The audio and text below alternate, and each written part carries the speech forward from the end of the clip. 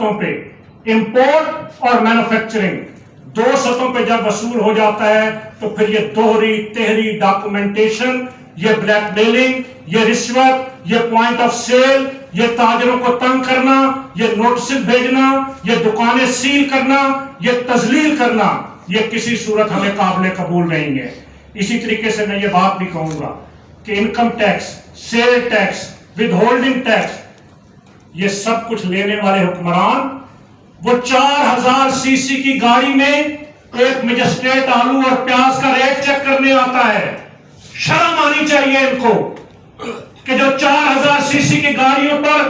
میرا اور آپ کا خون کی شکل میں چلنے والا پیٹرول وہ لگا کر تاجروں کو جرمانے کرنے آتے ہیں، جن کے ٹیکس کے پیسوں سے ایک چوکیدار سے لے کر صدر پاکستان تک کو